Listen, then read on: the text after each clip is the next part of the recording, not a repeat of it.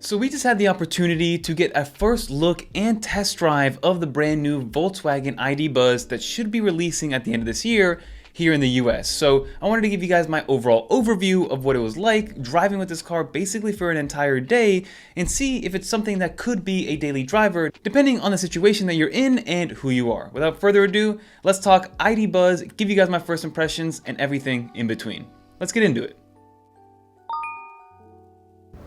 Hello everybody, we're here by the Golden Gate Bridge and we are driving the VW ID Buzz. This is the Pro S Plus version, the rear wheel drive. Hopefully you can hear me behind all these crashing waves, but it's a beautiful day in San Francisco to see exactly what this thing is all about. We've driven it about 30 minutes and so far, so good. Let's keep it going.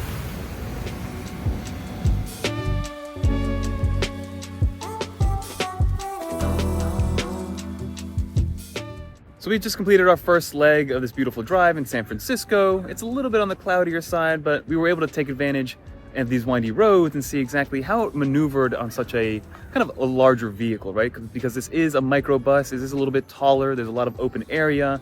And the first thing you think about is, what about tipping over or rolling over? And because this is an EV and the batteries are on the floor, the center of gravity is much lower, making it a lot safer to make these sharper turns and giving it almost a sporty type of feel. Now again, this isn't gonna go 0 to 60 in 3 or 4 seconds, but it does do 0 to 60 in about 6 seconds. So as I said, if you do need to overtake somebody or maybe go up a hill or anything like that, it is able to handle that. So we have a nice little straightaway here if you wanna show the people. And we're gonna just floor it, because again, this goes 0 to 60 in 6 seconds, supposedly. And we're in a big square van, so ready? 3, 2, 1. That's not bad. That's not bad for what you got and going up this hill. Woo! But overall, it handled extremely well, even around tight turns. It's got a great turn radius. But let me show you around the car a little bit on the inside and out, see exactly what you're dealing with the Pro S model specifically. And we'll have everything linked down below for you guys to see exactly which versions there are, how much they cost, and things of that nature.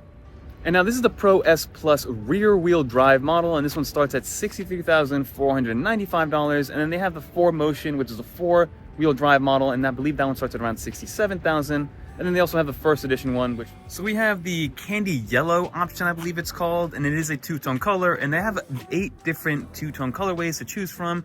As you can see, there's another one over there, but this is the one that we went with, and this is the Pro S model, and everything is opened up for you guys to take a look at. Now, Volkswagen definitely tried to keep the same design language and that legacy look from the old 1970s vans by keeping the same iconic logo, making it as large as possible. But of course, they're going to 2024ify it a little bit by making it a light bar, adding some nice aesthetics.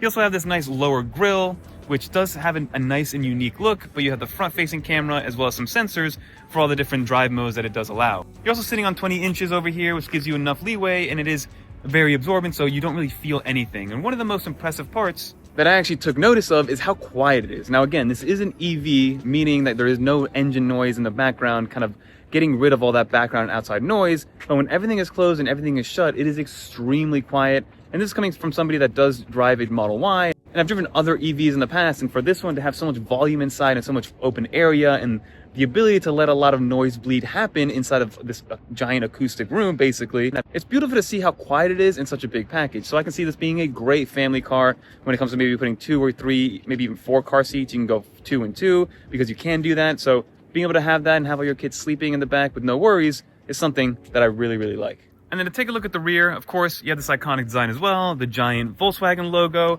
And if we open this up, you get to see that there is still some storage space even when the third row is up. So the third row is up. There's still plenty of storage space here for maybe 2 small luggages, 1 large luggage, plenty for groceries.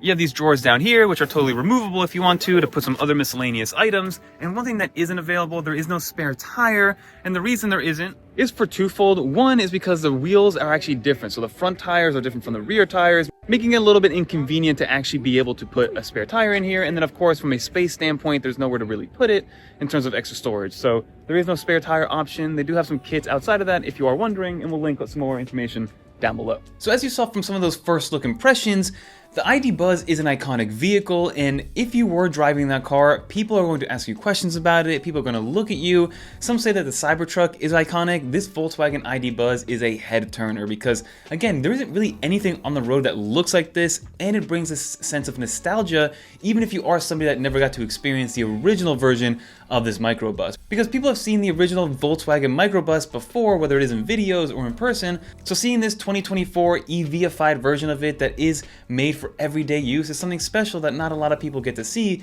and that's why this is a head turner. But at the same time, it is extremely practical, from the size of it, to the volume, to the finishes and the quality of the interior, to the EV-ification of it, to the range, to the ability to tow stuff. So there's a lot to really like about this ID Buzz, and there's a reason why I personally think that you're going to be seeing a lot of these on the road once they actually start selling here in the US. Some other things that I briefly wanted to highlight is the rear of it. You're going to see in some B-roll here that the rear seats, that rear row, is completely removable, meaning that you don't just have to fold them down in order to kind of lay things flat and fit some more stuff in here.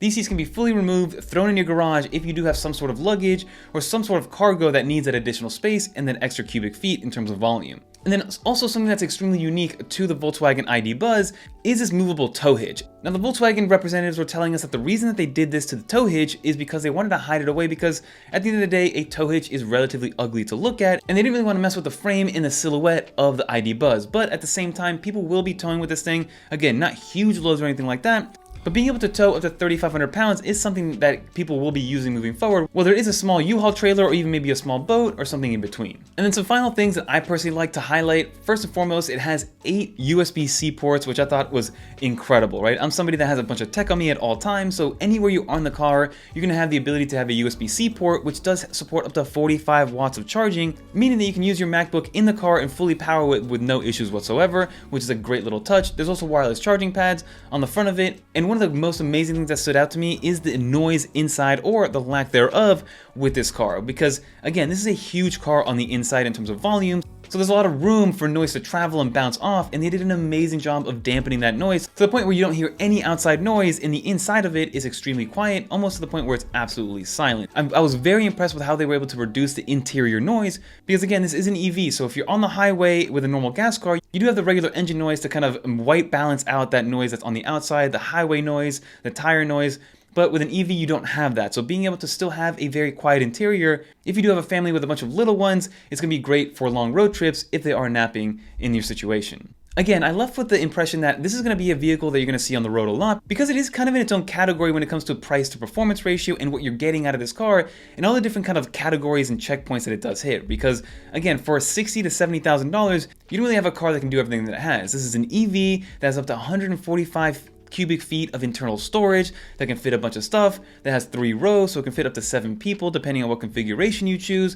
It has a tow hitch if you need it. It's got that awesome glass sunroof that can also dim at the touch of a button. So there's a lot of things going for it, and there isn't really anything else in this class at this price point that checks off all those boxes. You either have to go a little bit lower, or you have to go a lot higher from a price point perspective, depending on what other cars you're considering. So overall, I enjoyed the ride. It was very smooth, very easy to drive. It felt like I was driving a much smaller car, even though this was a much bigger car, but at the same time, it's not so big that it's tough to maneuver or tough to figure out where you are in terms of actually knowing what you're doing from a space perspective. They are saying that this is going to release in the fall, and you can already go on the Volkswagen website to configure the model that you would like. You can't technically pre-order it, but you can see exactly how much it's going to be for the configuration and trim that you prefer. But that'll do for this video, everybody. If you did enjoy, leave a little car icon in the comments down below so I know you made it to the end of the video.